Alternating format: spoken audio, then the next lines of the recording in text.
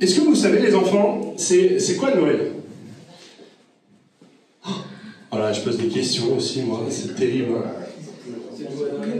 Qu'est-ce que c'est Noël? On mange des œufs au chocolat. Ouais, le chocolat, le régime. Oui, des œufs, non mais je fais exprès pour les faire rire. On mange des œufs au chocolat. Il y a la galette des rois. Il y a la galette des rois. Il y a le lapin de Pâques. Ok, les grands enfants. Les grands enfants, Noël, c'est quoi? Il paraît, en fait, j'ai fait une communication en disant, aujourd'hui, on va parler de Noël pour les nuls, en partant du postulat, en se disant, ok, qui connaît par cœur l'histoire de Noël, qui est incollable sur l'histoire de Noël? Et certains ont dit, oh, ça sert à rien que je vienne, parce que de toute façon, je connais, moi je sais. Mais en fait, l'idée de Noël pour les nuls, bah, c'est de revoir et de revisiter, de bien comprendre c'est quoi Noël pour nous. Le problème, c'est que les enfants, à Noël, en général, il y a une autre personne que Jésus qui est là. Père Noël. Il y a qui, les enfants? À qui vous avez fait une lettre? Enfin, si vous avez fait une lettre. Est-ce que tu as fait une lettre, Maëla? Charlotte, est-ce que tu as fait une lettre? Ouais. Tu as fait une lettre? Ok. À qui ça a commencé comment? On dirait c'est cher. Père Noël. Alléluia! On a eu le Père Noël. Ok, effectivement, pour nous les chrétiens, Noël, quand on parle de Noël, on parle avant tout de la naissance de Jésus-Christ.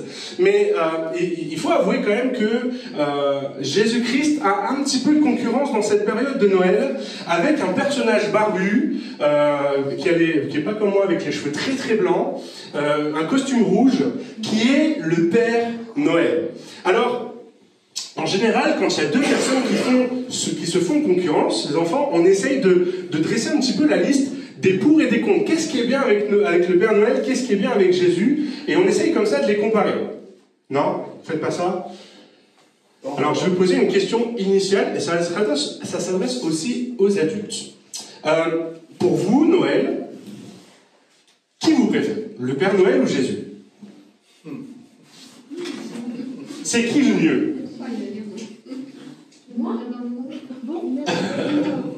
C'est qui le mieux, le Père Noël ou Jésus? Allez, les grands enfants là, c'est qui le mieux? Pour chez Gorge, c'est le Père Noël. Ah ouais, je pense. Hein. Je pense que instinctivement pour les enfants finalement c'est le Père Noël qui gagne. Forcément, en période de Noël, on fait sa liste, hop, et puis le 25 décembre, on va ouvrir les cadeaux. Ouh, il y a plein de cadeaux. Il y a plus de pub pour le Père Noël. Et en général, beaucoup plus de pubs pour le Père Noël. Donc on va essayer de comparer un petit peu pourquoi est-ce que les chrétiens finalement, ils attachent tellement d'importance, parce que maintenant je m'adresse aux adultes. Si vous devez choisir entre le Père Noël et Jésus, vous choisissez qui? Jésus. Ok. Alors les enfants, on va essayer de réfléchir pourquoi. Pourquoi est-ce que les adultes finalement, ils préfèrent Jésus au Père Noël? Alors la première chose, c'est la grâce. Alors les enfants, est-ce que vous savez ce que c'est que la grâce? Non, mais c'est normal, c'est un mot compliqué. Hein. Je vais maintenant demander aux adultes. C'est quoi la grâce? C'est comme un condamné à mort, il fait grâce, et par exemple, il y a un plus grand, D'accord. C'est presque un pardon, mais pas tout à fait. Un cadeau non mérité. Non mérité, oui. Ok. Une faveur gratuite, une bénédiction. Ok. Ok, donc effectivement, les enfants, la grâce, c'est un cadeau que l'on ne mérite pas. Comme disait Francis, par exemple, si quelqu'un a fait quelque chose de mal, quand vous faites quelque chose de mal à la maison, en général, vous avez une punition. Il n'y a que Esaïe qui a des punitions à la maison. Charlotte, tu as des punitions? Ça t'arrive d'avoir des punitions? Non, toi, tu es toujours sage. Toi, je le vois, tu es toujours sage. Maïla, tu n'as jamais de punition. Oh non. Toi, tu es toujours sage, Maïla. Jamais tu as de punition. Oh, vu le regard. Est-ce que toi, tu as des punitions? Ouais, voilà. Mes parents confirment, il y avait des punitions. La réalité, c'est que, qu'est-ce que vous avez écrit au début de votre lettre au Père Noël? Cher Père Noël, j'ai Très sage. C'est très sage. Je n'ai pas fait de bêtises cette année. Est-ce que c'est ce que vous avez écrit au début de votre lettre? Dites-moi. Non? Vous avez écrit quoi? Je veux des cadeaux. Je voudrais. J'aimerais, tout de suite. Voici ma liste de jouets. Voici ma liste de jouets. Aïe, aïe, aïe. La réalité, c'est que le Père Noël, le mythe du Père Noël, la réalité du Père Noël, c'est que il donne des cadeaux aux enfants qui sont sages. Et est-ce que vous savez ce que les enfants pas sages ont à Noël? La grâce, c'est bien. C'est bien. T'as tout compris, c'est parfait. Mais en général, les parents aiment bien dire attention, si t'es pas sage, le Père Noël il t'apportera pas de cadeaux et t'auras des cailloux, des charbons. Aïe, aïe, aïe, aïe, aïe. Aïe, aïe, c'est le Père Fouettard qui va venir te donner des charbons. La réalité, c'est que on est dans Noël, c'est un peu cette culture du mérite. Le Père Noël nous apprend la culture du mérite. Le Père Noël ne donne des cadeaux qu'aux enfants sages. Et peut-être qu'en tant qu'enfant, vous croyez que pour obtenir des choses, pour être béni, pour être aimé, eh ben, ça dépend de ce que vous faites. Mais Jésus, lui, il est un peu différent. Jésus, la Bible nous dit que Jésus lui donne son amour sans regarder ce que l'on fait. Jésus donne son amour et son pardon à tout le monde sans condition. Il y a ce verset, on va le lire. Hein, alors j'ai pris... donc là, on compare... ouais, c'est ça, je suis sur la photo. On va lire Éphésiens chapitre 2, verset 8. Donc c'est un verset de la Bible qui nous dit, en effet, vous êtes sauvés par grâce à la bonté de Dieu. C'est quoi la bonté de Dieu? Vous savez, les enfants, ce que c'est, la bonté de Dieu? C'est quand on dit quelqu'un, la bonté de quelqu'un, ça veut dire que cette personne est bonne. D'accord, elle est gentille, elle est agréable. Vous êtes sauvés grâce à la bonté de Dieu. Et parce que vous croyez, cela ne vient pas de vous, c'est Dieu qui vous donne le salut. Ce salut ne vient pas de vos actions, de ce que vous faites, mais... Donc ça ne vient pas de ce que vous faites. Pourquoi? Pour que personne ne se vante. Ok? Donc les enfants, j'aimerais juste vous rappeler que Jésus donne sans conditionner à ce que vous faites. C'est-à-dire que le Père Noël, il vous donne des cadeaux si vous êtes sage. C'est vrai ou pas? Jésus, il vous donne un cadeau même si vous n'êtes pas sage. Et même le cadeau s'adresse surtout à ceux qui sont pas sages. Mais comme personne n'est vraiment sage, parce que quand si on devait tous écrire une lettre, j'ai été très sage cette année, je pense qu'on aurait du mal à l'écrire. Hein. Par contre, les filles, c'est comme écrit dans la Bible qu'il faut obéir aux parents. Aïe, aïe, aïe. Donc, je vais vous poser une question, les enfants. Est-ce que vous préférez quelqu'un qui vous aime toujours ou qui vous aime seulement quand vous êtes sage?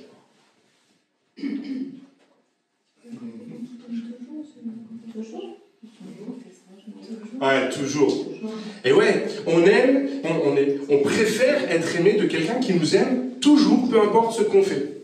C'est quand même mieux d'avoir des parents qui nous aiment toujours, même si on fait des bêtises. Et bien, Jésus, contrairement au Père Noël, nous aime toujours, peu importe ce qu'on fait. Deuxième chose, le cœur contre les actions.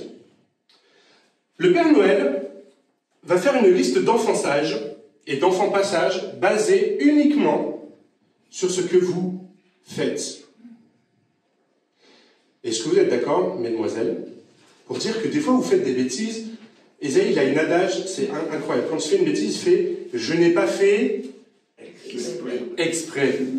Et son père lui répond « T'as pas fait exprès, mais t'as pas fait attention ». Bon. Ok? Ça vous arrive des fois de faire des choses, mais vous ne le faites pas exprès. Puis en fait, c'est une bêtise, mais vous ne l'avez pas fait exprès. Vous avez cassé un verre, mais c'est pas fait exprès. Non? T'as déjà tapé ta sœur sans faire exprès? Là, c'est autre chose. Ah! Taper ta sœur sans faire exprès. Ah bah ouais, un geste maladroit. Ok. Le Père Noël va regarder l'ensemble de vos actions. Ah, t'as tapé ta sœur? Bon, bah, liste des enfants passages. T'as menti, liste des enfants passages. T'as fait telle chose, liste des enfants passages. Et c'est très simple, c'est presque binaire. T'as fait ça, t'es puni.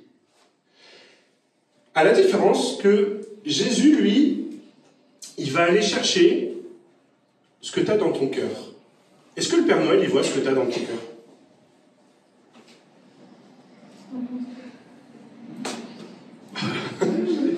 Allez les adultes, à votre avis, est-ce que le Père Noël voit ce que vous avez dans votre cœur? Ben non. Tandis que Jésus, lui, il a cette capacité à lire ce qui se passe dans notre cœur. Et des fois, est-ce que ça vous est déjà arrivé d'avoir l'intention de faire quelque chose de bien, vous essayez, et ça se transforme en quelque chose de mal? Je vais donner un exemple qui va parler aux adultes. J'essaye de faire un compliment à ma femme. Ça part d'une bonne intention, ça part du cœur. Hein. Et je lui dis, qu'est-ce que t'es belle aujourd'hui? Voilà, les adultes, ils ont compris. Il y a des fois, il y a des bonnes intentions qui partent du cœur, mais la réalisation, ça marche pas. Parce qu'effectivement, elle me dit, qu'aujourd'hui. Ah ouais. J'ai vu sur Internet quelqu'un qui... vous savez, les images drôles sur Internet, c'est un mari qui dit à sa femme, t'es la plus belle femme de la Terre. Sa femme lui répond, ah ouais, que de la Terre, et de l'univers alors. Ok, j'arrête, je ferme la parenthèse de ce sujet-là, mais parfois on a l'intention de faire quelque chose de bien, mais finalement la réalisation, elle est mauvaise. On a envie de faire un câlin à sa sœur, puis en fait, dans un geste brusque, on finit par lui mettre une baffe. Zut! Et bien le Père Noël, qu'est-ce qu'il a vu, lui? Il a vu la baffe. Hop, enfant passage. Tandis que Jésus, qu'est-ce qu'il a vu, lui? Il y avait quoi dans le cœur? L'envie de faire un câlin, de faire quelque chose de bien. C'est ça la différence, c'est que Jésus, lui, connaît nos cœurs, il voit les intentions de notre cœur, et il sait bien que parfois, on veut faire des choses bien, mais on est incapable de les faire. Il y a un apôtre qui s'appelle l'apôtre Paul qui va dire « J'ai des intentions qui sont bonnes, mais je fais le mal. » Ou parfois, je fais le mal que je ne veux pas faire, et je ne fais pas le bien que je veux faire. C'est comme attaché à moi. Mais Jésus, ça, il voit ton cœur, il connaît ton cœur. C'est la différence entre Jésus et le Père Noël, c'est que Jésus, lui, voit ton cœur. Il y a ce verset dans les Écritures qu'on aime beaucoup, hein, qui nous rassure même. Hein. Les gens font attention à ce qui se voit. Les gens font attention à la personne belle, grande, intelligente, aux cheveux longs, avec une belle chemise, des belles baskets. Les gens regardent ça, mais Dieu, qu'est-ce qu'il voit, lui? Mais moi, Dieu, je regarde le fond du cœur. À ce moment-là, c'est Samuel qui doit choisir le futur roi d'Israël. Et donc, il va dans une famille, et le père de famille lui montre tous ses fils, des grands baraques musclés, incroyablement beaux, tout comme moi. Et les uns après les autres, il va les présenter, et Samuel n'est jamais satisfait. Et puis Samuel, il va arriver à cette conclusion en disant, non mais, vous regardez des critères humains, de beauté extérieure, et puis vous regardez les actions des hommes. Mais ce qui importe pour Dieu, c'est le cœur. Et parfois, on peut avoir les meilleures intentions, mais on a du mal à réaliser des bonnes choses. Dieu le voit, Dieu le sait, Dieu le connaît. Et c'est la différence avec le Père Noël, c'est que le Père Noël est catégorique. Un peu comme les hommes. C'est « Ah, t'as fait ça? Alors t'es un mauvais chrétien. Ah, t'as été comme ça? Ah, t'es un mauvais chrétien. » J'ai des collègues de travail, ils sont beaucoup comme ça, ils me taquinent, ils savent que je suis pasteur, ils savent que je prêche l'évangile. Puis des fois je râle ou je pèse, je dis « Ah, purée, pour un homme de Dieu... Mais qu'est-ce qu'il voit? Il voit effectivement ce qu'on fait, ce qu'on produit. Puis des fois, oui, des fois c'est fatigant, des fois on est fatigué au travail, des fois on fait des pas de travers, des fois on a des comportements qu'on ne voudrait pas avoir. Mais parce qu'on est humain avant tout, on a des comportements qu'on ne devrait pas avoir. Mais Dieu, lui, va regarder notre cœur plus que nos actions. C'est la deuxième chose. Alors, les enfants, je vous pose la question. Hein. Est-ce que vous préférez quelqu'un qui juge ce que vous faites ou quelqu'un qui comprend ce que vous faites?